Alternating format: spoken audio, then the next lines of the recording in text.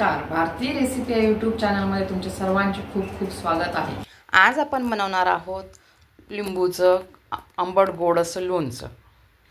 हे बघा, त्यासाठी मी घेतले आहे 1 पाव लिंबू। साधारण बघितले तर ते 12 लिंबू आहे मीडियम साईजचे। ते आपण स्वच्छ धुवून घेणार आहोत। असं पाणी टाकून मी धुवून घेते। धुवून झाले की मी एका ताटात काढून घेते। चांगले चोळून धुवायचे, माती वगैरे असू शकते त्याला, थोडीफार असते। ही बघा, थोडी बारीक माती आली तळ्याला। असे छान धुवून घ्यायचं।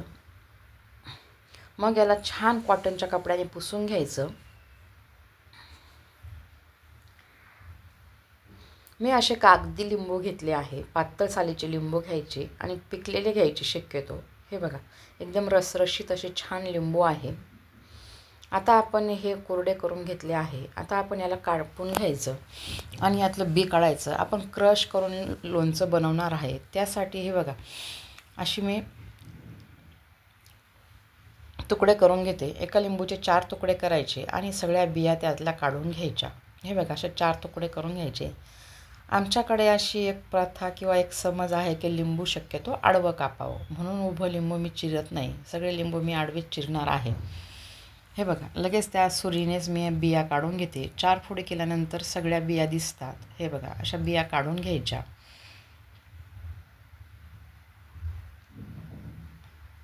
बी जर गेली तर आपलं लोणचं कडवट चवीचं होऊ शकतं। त्यामुळे एक ना एक बी काढून घ्यायची। हे बघा, अशा प्रकारे सगळ्या बिया काढून घ्यायच्या।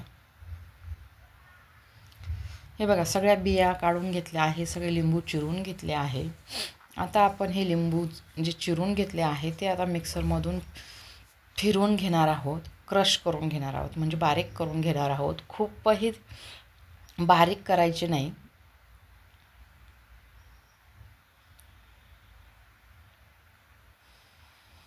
थोडेसे असे जाडसरच ठेवायचं, म्हणजे जी कन्सिस्टन्सी किंवा दिसायला जे दिसतं लिंबूचं लोणचं ते खूप छान दिसतं।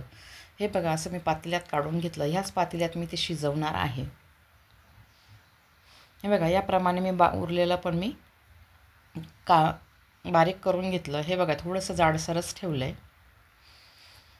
खूप बारीक करायचं नाही। आता आपण हे पाव किलो लिंबूचं लोणचं बनवतो आहे। हे क्रश केलेलं लिंबूचं लोणचं, त्यासाठी मी 1 पाव साखर घेतली आहे।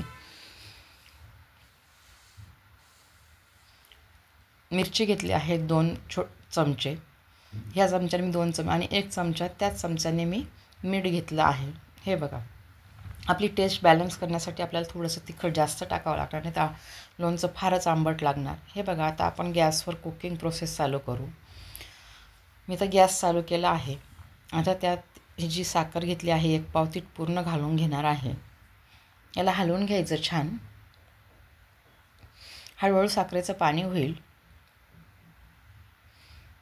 हे बघा, आता मीठ आणि त्याचबरोबर आपण लाल मिर्च पावडर पण टाकून घेणार आहोत।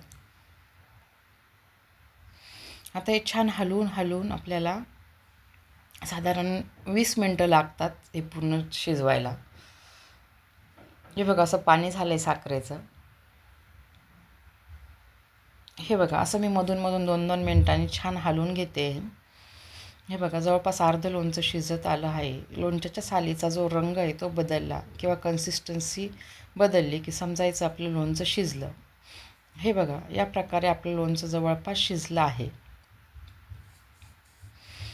हे बघा, मस्त असं जामसारखं दिसतंय। वाव, लहान मुलांना याच्यासोबत पराठ्यासोबत किंवा पोळीसोबत खूप छान लागतं। हे बघा, लोणचं पूर्ण शिजलं आहे। आता आपण याला थंड करायला ठेवणार आहोत। हे बघा, साधारण 1 तास मी याला थंड करून घेतलं आहे। अशाच प्रकारे तुम्ही पण लोणचं बनवून बघा आणि लोणचं कसं झालं हे मला कमेंट बॉक्समध्ये नक्कीच सांगा। हे बघा, असं स्वच्छ आणि कोरड्या बरणीमध्ये लोणचं भरून घ्यायचं आणि आपण याला झाकण लावून साधारण 1-2 वर्ष पण हे टिकू शकतं। फक्त याला कुठं पाणी वगैरे लागू द्यायचं नाही आणि बुरशी येऊ द्यायची नाही। तर अशाच छान रेसिपी बघण्यासाठी भारतीय रेसिपी या चॅनलला नक्कीच सबस्क्राईब करा।